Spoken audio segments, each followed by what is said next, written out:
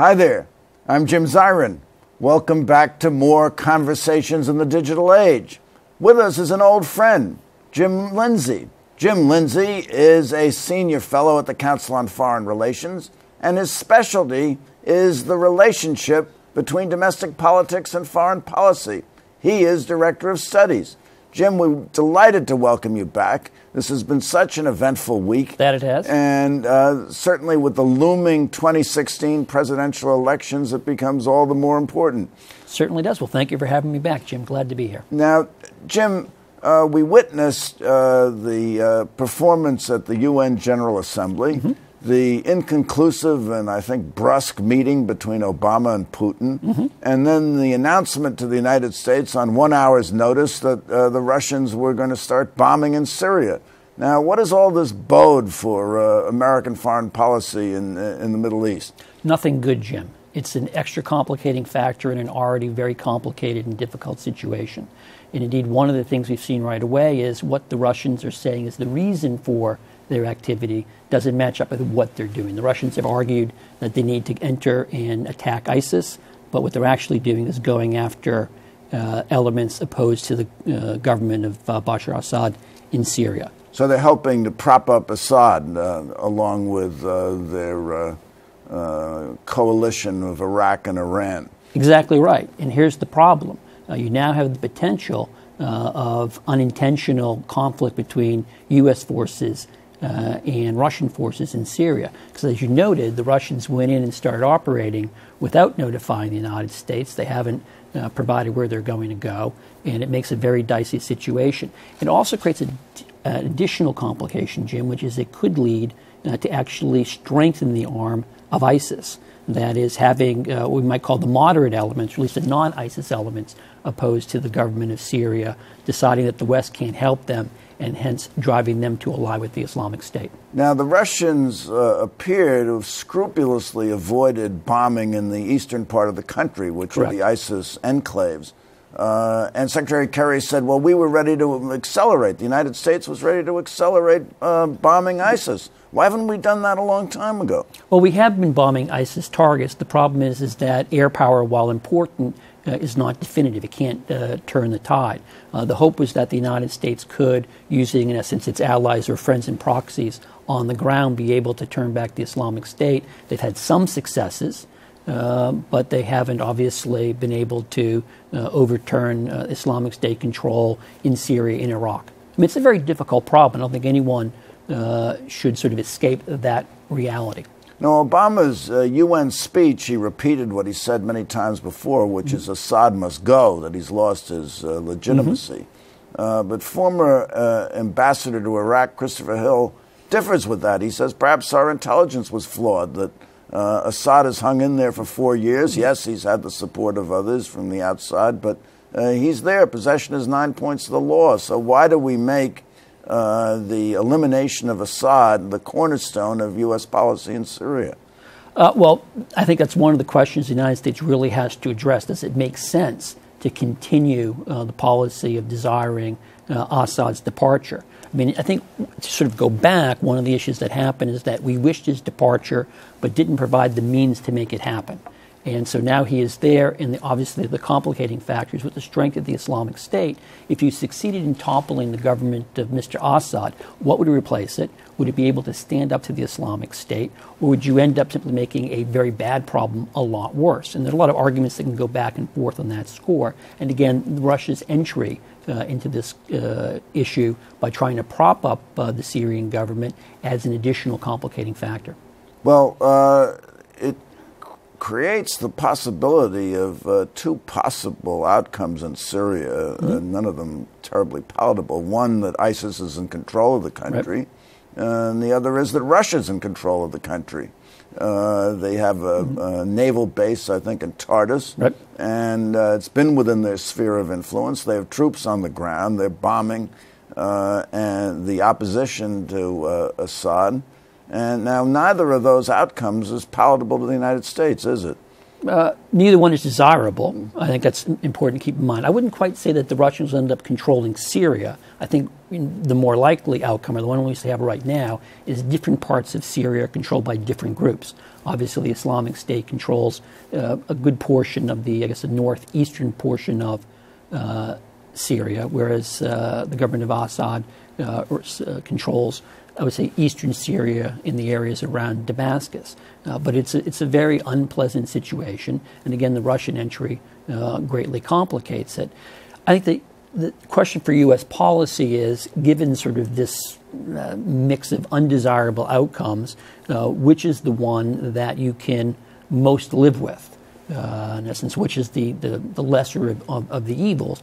And also the question of what sort of leverage do we have to be able to change what's there on the ground. And I think, the events of the last 15 years, I think, have communicated to American foreign policy elites that what we want and what we can accomplish are two different things, and that our levers to sort of change the facts on the ground are quite limited. And one of the constraining factors for any American action, whether it's this president or the successor president, is to what extent are you willing to expend American military power, not just air power, but combat troops on the ground, to try to change what's there. And I think one of the constraints is there's very little appetite in this country to send American troops in large numbers back on the ground. Been there, done that. Exactly right.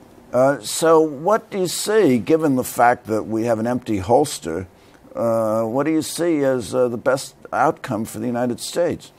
I think probably the best outcome for the United States is to try to find some sort of negotiated solution that puts us in a position in which, rather than working against the Russians, there's more common cause. Obviously, there's going to have to be more support for anti-Islamic State forces on the ground. But it's very difficult to do that. Again, we've had this policy of trying to train Syrians to go against the Islamic State, and I think it's safe to say that strategy so far has been a failure. And the problem is, how do you make it succeed? Any kind of negotiated solution would, of necessity, involve Russia, would it not? Exactly right. And how can we possibly negotiate with the Russians and take the position that Assad must go? That's where something has to give, one way or the other. And again, that's the nature of diplomacy. Sometimes you have to choose what your priorities are, and you may have to sacrifice some goals. And I think that's the real challenge for the White House. It was so categorical about Mr. Assad having to go, and it's very hard for a president or administration to walk back from that. Now, there's a variety of ways you could get around that. Perhaps you have a reshuffling at the top of the Syrian government. Maybe the Russians would be open to that. But again, we're in a position in which what we want and what we can do don't align now, very well. Do you see the situation as it exists now as a major foreign policy defeat for President Obama? I wouldn't call it a defeat, but it's certainly a problem. I mean, if you look out, you pick up the newspaper, you see this issue day in and day out, and we haven't seemed to be able to generate a policy that works. And it has big spillover effects. As we've seen in the last month or two, large numbers of refugees moving out of the Middle East, particularly from Syria, but not only from Syria, going into the European Union. This has caused major problems within the EU, which is already suffering from a variety of other ailments, many of them related to the inability to sort of overcome their debt crises and get the economy going. And it's really pulling big strains on the European Union. The United States has a vested interest in seeing the European Union succeed for a lot of reasons, not the least of the importance of the EU and the global economy. And this is creating a lot of challenges. But again, the problem is it's easy to identify the issues, to provide a diagnosis. The challenge is coming up with a prescription that can work. Well, let's morph ahead to November of 2016. And let's assume that the situation hasn't materially changed, that we have an intractable situation on the ground. We have a Russian military presence, that the opposition to Assad is being degraded by Russian bombs. as well as other Iranian activity and ISIS.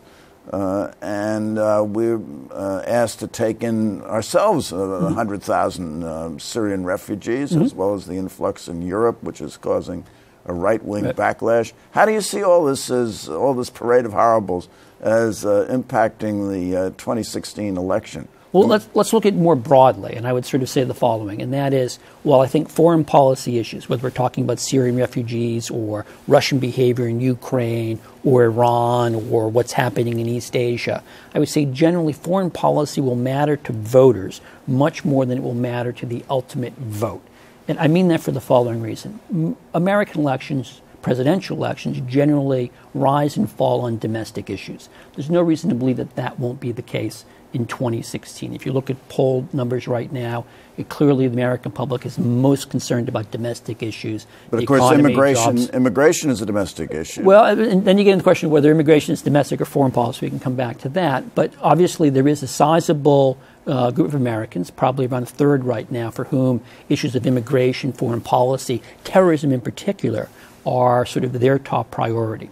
But as it turns out, it's really Republican voters who are most concerned about those issues. National security is higher up their list of must-dos than it is for Democrats. So the question is, from the vantage point of the impact on the vote, is foreign policy or our foreign policy issues likely to move people from supporting one party to the other? And right now it doesn't look that way. But obviously things can change. I mean, we are more than a year out from the election, and as we've seen over the last 6 months, let alone the last 12 months, a lot of things we weren't expecting can all of a sudden end up on the political agenda. But of course, foreign policy is an absolutely vital issue insofar as our national security is concerned. And let's look across the spectrum of this field of candidates. Yep. And one of the interesting things is that the qualities and elements that go into a person that make them a successful candidate are not necessarily relevant to whether they're going to be good at statecraft or foreign policy. Oh, you're exactly right. I mean, campaigning and governing are two different things, Jim. Campaigning is about visions and promises. Governing is about decisions or choices and decisions.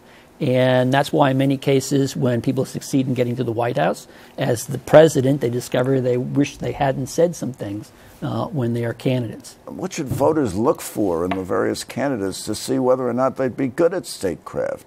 That's a great question, and it's, I think, a very hard one to answer. I mean, obviously, when the American public looks at a president, they're judging a presidential candidate on lots of different dimensions. They're interested in, is this person someone they can see leading the country? Is it someone that they think has the right temperament for doing so? I think that's important.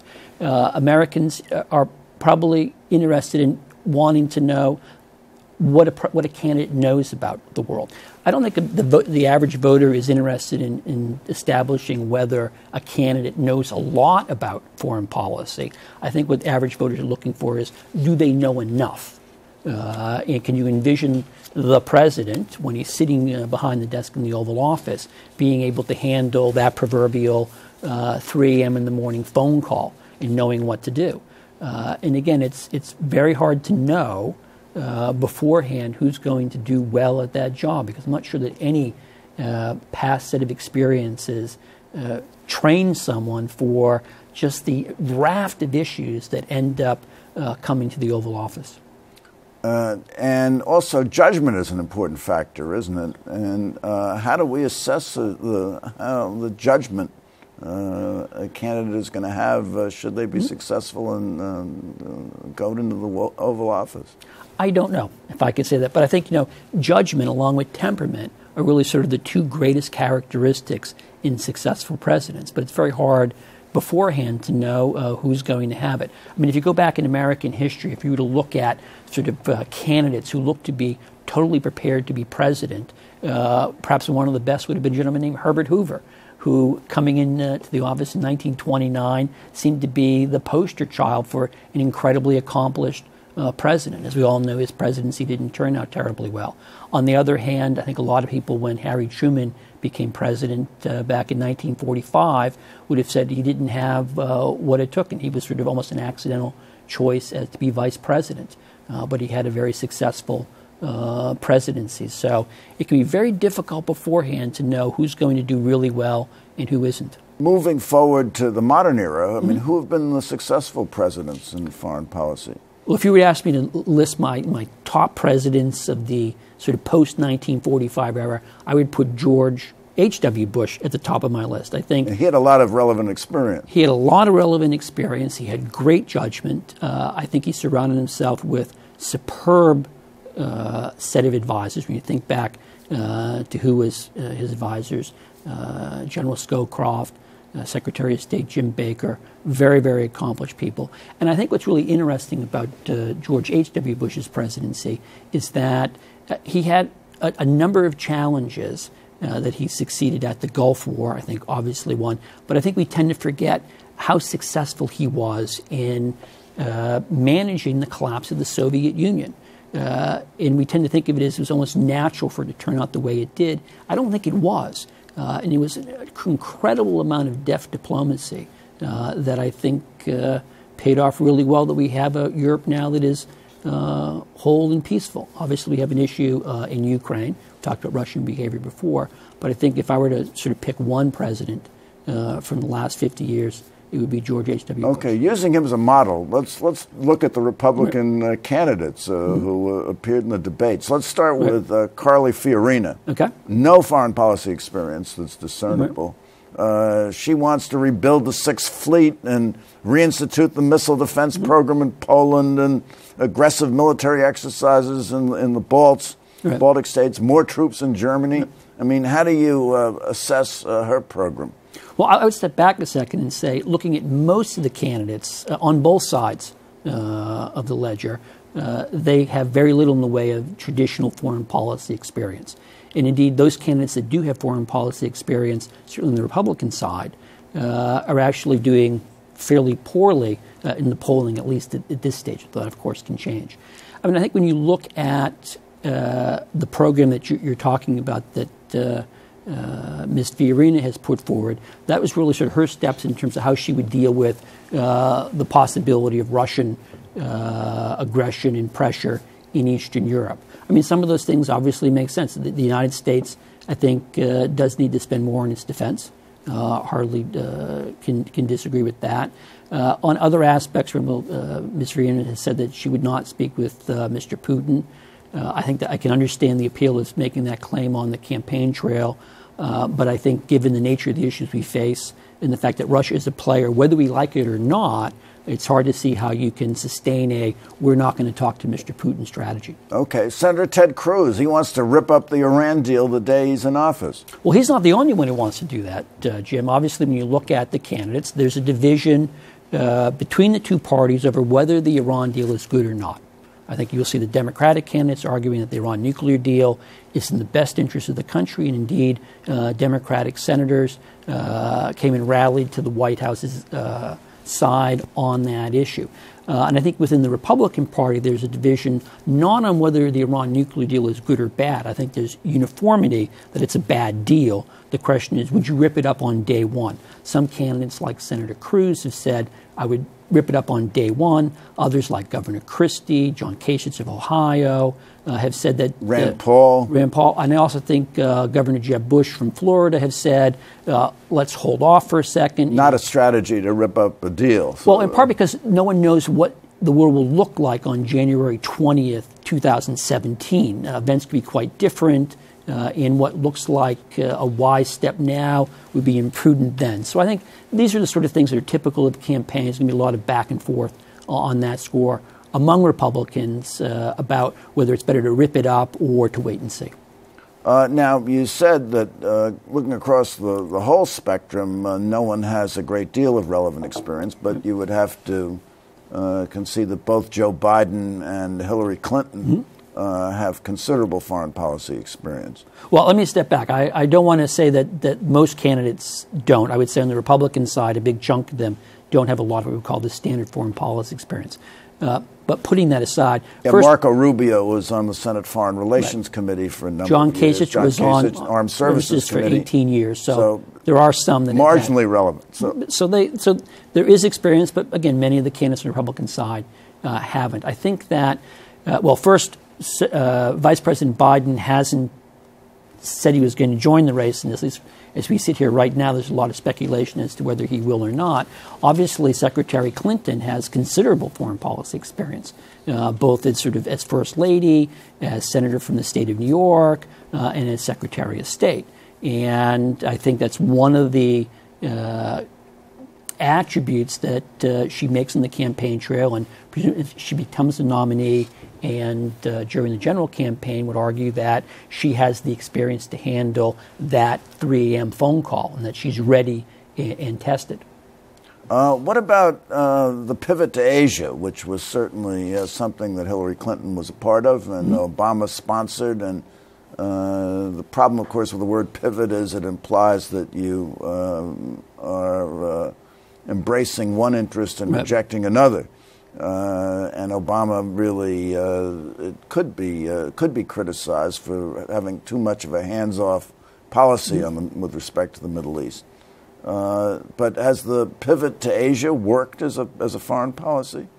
On balance, yes. And I think that the question that is certainly in the region is, are we going to see more of it? And is this administration really committed to it? And what will the attitude of the next administration be? Now, I think it's important when we talk about the pivot, or as I think now it's been rechristened, the rebalance, is that it was more than a purely military strategy. I think the administration made a mistake when it sort of introduced the pivot or rebalance to do it by talking about having 2,400 Marines that would rotate through Darwin in Australia, because it sort of put the focus on the military aspect. I think the big thing for the administration right now is, can it succeed on that economic component? I was in Southeast Asia this summer and talking to various people. It's very clear they want the Americans in Asia, but they want American investment. They want American companies.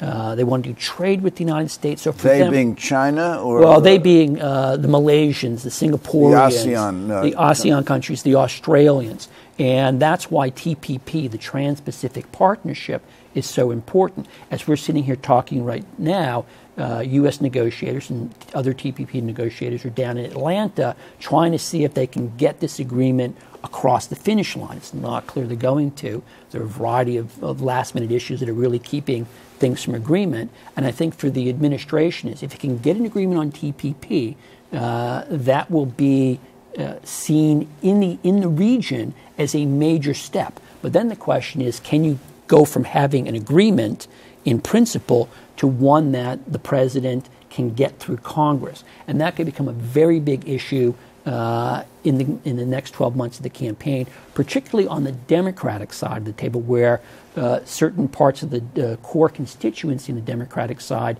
is very skeptical of trade agreements. Because the Democrats traditionally have been a high tariff party in order to protect American workers and the like. Well, I think from the Democratic side, there's a disillusionment about what trade can do, and that trade hurts U.S. manufacturing, costs U.S. jobs. And again, if you get economists around the table, it's a much more complicated discussion. But I do think that certain core parts of the Democratic Party are deeply skeptical about trade. The flip side is that if you don't get success on TPP, if it falls apart, I think that will be seen in the region, in Southeast Asia, as a major failure on the part of the Obama administration. So do you think that is going to have some negative fallout for the Democrats if TPP doesn't pass? Or is that an issue that really doesn't affect voters? The voters seem to be appealed to on the basis of social issues, Planned Parenthood. And, well, I think if you don't get a deal, then it won't become an issue on the Democratic side. I think on the Republican side, Republicans can argue that the president has not succeeded in advancing our interests. But in essence, in purely political terms, in terms of how it affects the election, if you don't get a deal on TPP, then trade really won't be an issue in the campaign. So I have a question for you, okay, Jim Lindsay. Okay. Do you expect that the foreign policy failures of this Obama administration are going to influence the 2016 presidential election? I will come back to you, Jim, and say both the president's failures and his successes, and which issues belong in which category are debated depending upon which party you're in. are going to be issues that will be talked a lot about. There'll be a lot of counter charges, but I don't think at the end of the day they're going to be pivotal in deciding who takes office January 20th, 2017. Won't be pivotal in deciding. So it's a leap into the future, a leap of faith into the future. Yeah, I think domestic politics will still, at the end of the day, be what drives the choices that most voters make. Films about Planned Parenthood and abortion policy. But also jobs, the future of America. Who do you want to entrust with leadership of the United States over the next 4 years? Jim Lindsay, thank you for coming by. My pleasure, Jim. And thank you for coming by. Tune in next week for more conversations in the digital age. Please visit our website at www.digitalage.org. I'm Jim Zirin. All the best and take care.